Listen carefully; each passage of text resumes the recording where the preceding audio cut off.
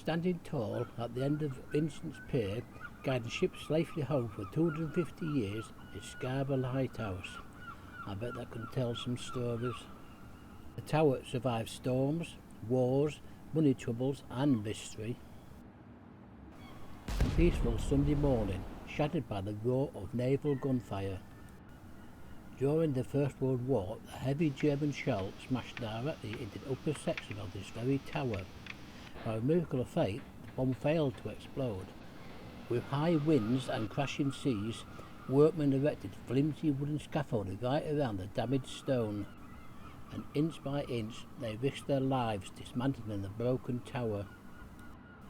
Worse still, deep inside the broken stone lay a live German shell. Too dangerous to pull out, brave Royal Engineers perched on that very scaffolding, chiseling away brick until the bomb was exposed. Grain by grain, they removed its deadly charge before dumping the explosive safely in deep water off Caton Bay. And so began 17 long years of silence as the site greeted fishermen returning home across the North Sea. Gone was the tall tower, replaced by just a short stump of stone raising from the pier. In 1931, the light blazed out once more across the waves, a true triumph of community over war and light over darkness. The plaque on the lighthouse reads, "This lighthouse was destroyed by the German bombardment on the 16th of December 1914 and rebuilt by the Scarborough Townsmen's Association by public subscription. Opened on 23rd of September 1931 by the Mayoress of Scarborough, Mrs. Butler."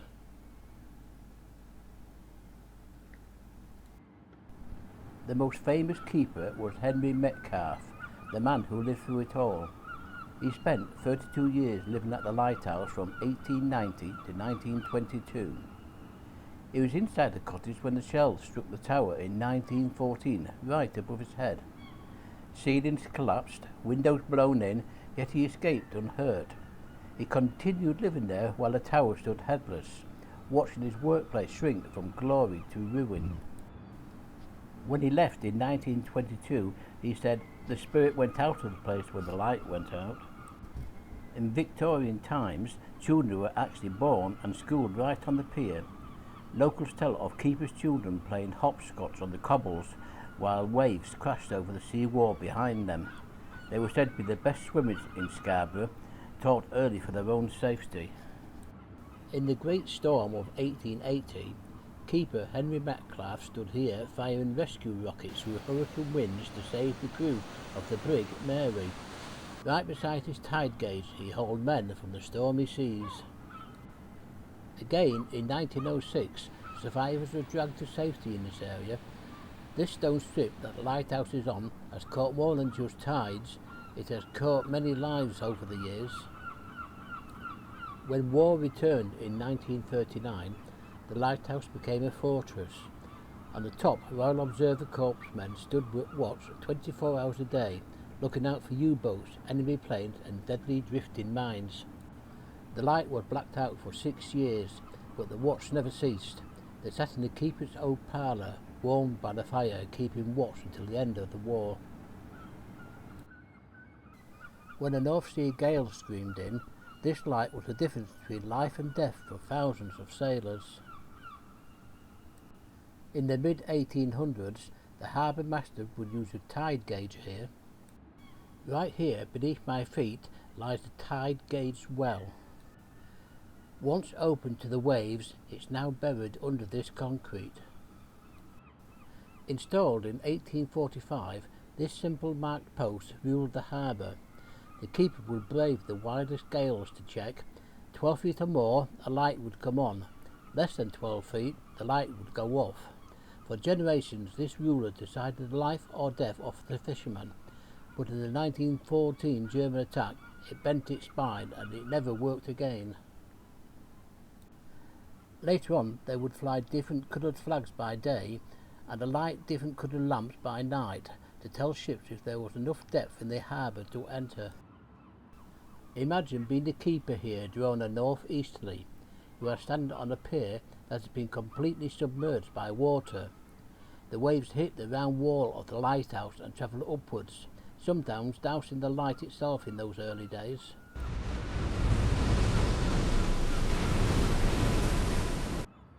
The keepers didn't just maintain their oil lamps, they were the lookouts. From this vantage point, they were the first to see a ship in distress and the first to raise the alarm for the lifeboat crew. When they rebuilt the lighthouse, they painted the light red, thinking it would be easy to see against the dark sea. But they were wrong.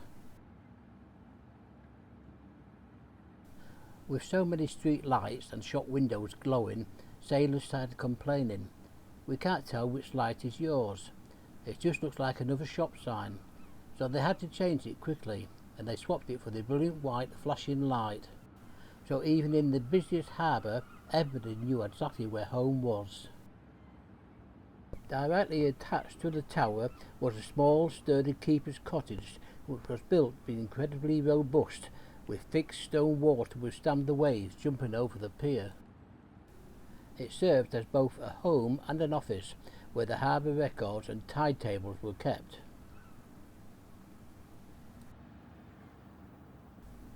Between 1984 and 1998, the lighthouse became Scarborough's hidden gem, an unofficial museum operated right here.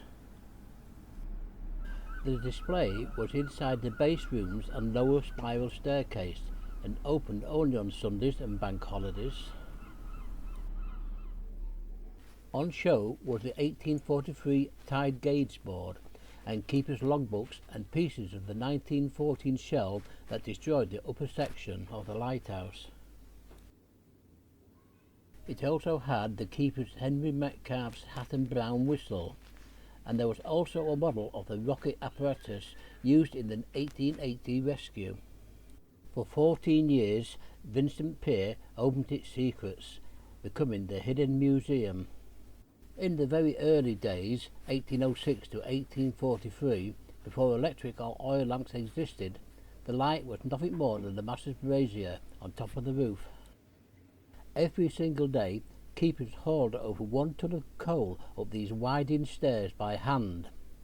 Fingers frozen, slippery stone, and gale-force winds, pure physical slavery to the sea. In 1822, keeper Thomas Atkinson paid the price, slipping in the rain and breaking his leg and trapped helpless on the galley for 6 hours. He was eventually rescued by fishermen from the Dog and Duck public house. During a storm, the sound of the waves hitting the pier was described as being like constant cannon fire. During high spring tide or heavy gales, the pier would often be swept by the sea. This meant the keeper and his family could be cut off from the main town by a wall of water for hours at a time. The keeper had to climb the spiral stairs to the lantern room every few hours to trim the wicks of the oil lamps and ensure the rotating clockwork was wound up. Today, the light is automated, but its importance hasn't faded. It still flashes its white light every 5 seconds and is visible for 9 miles out to sea. The home and other rooms were eventually taken over by the Yacht Club in 1952. Today, the members use the rooms where the keeper once sat, watching for distressed ships over the North Sea. If you walk past the Yacht Club today, you can see how low the windows are to the pier deck. On a stormy day, you can imagine the keeper sitting there with a coal fire going, watching the North Sea spray hit the glass. When the lighthouse was rebuilt after the 1914 attack, the design was modernised.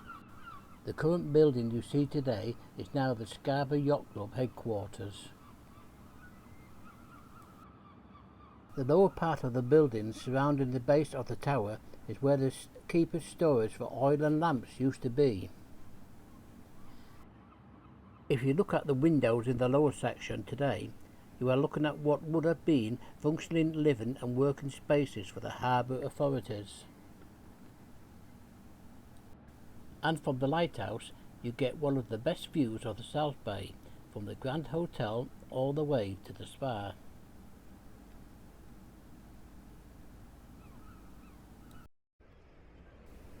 I'm now going to climb the lighthouse tower right up to the top. When the tower was hired in 1842, workmen dug 12 feet down and unearthed Roman anchors and pottery. Long before lighthouses and piers, Roman galleys landed right here. Even older still, bones found beneath the paving tell of slaughter during the Great Siege of Scarborough in 1645. Keeper Henry Metcalfe wrote, "We build light upon graves and glory." In July 1908, when King Edward VII sailed into the bay aboard the royal yacht Victoria and Albert, Henry Metcalfe fired a full 21-gun salute from the pier gardens and draped the lighthouse in royal bunting. In August 1944, a German crew jettisoned a live V-1 flying bomb just 200 yards from the pier head. The keeper watched the explosion send water higher than the lantern room itself. Assistant keeper John Dodd in 1865, during a bad storm, slipped from outside the lantern room and was lost at sea. His body was never found, but it said his spirit never left. People still spot his shadowy figure leaning out, checking the light for one last time. And during World War II, the foghorn pulled double duty. By fog, guiding ships home. By air raid, continuous blasts became the official air raid siren, warning the town of incoming danger. Let's relax and look out over Scarborough from the top of the lighthouse.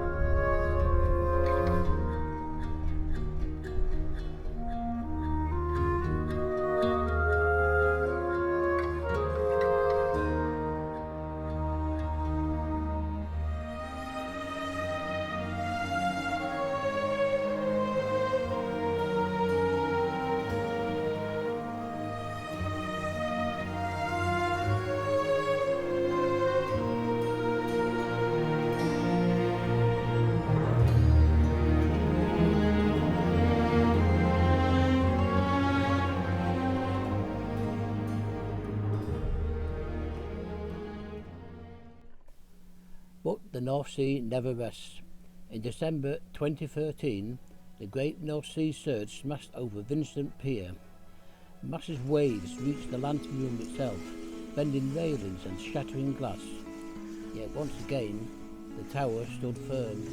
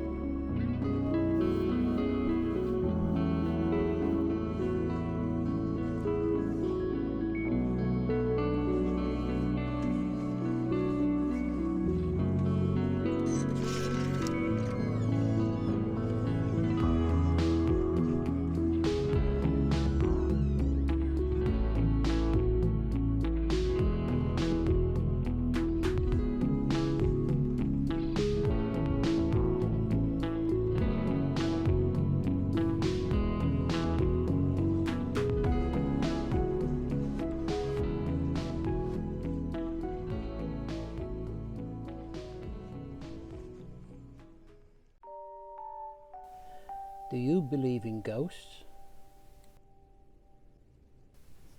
The air is damp, smelling of salt and old stone. As you begin to climb, you hear it, the thud, thud, thud of heavy boots on the steps above you. You stop, but the footsteps continue for a few seconds more. That's John Dodd, an assistant keeper. In his mind, it's 1880. A gale is screaming outside, and if it doesn't reach the lantern room with its oil can, ships will break on the rocks. When you feel that sudden, bone-chilling draft in the middle of the stairs, that's him brushing past you in the dark, desperate to do his duty.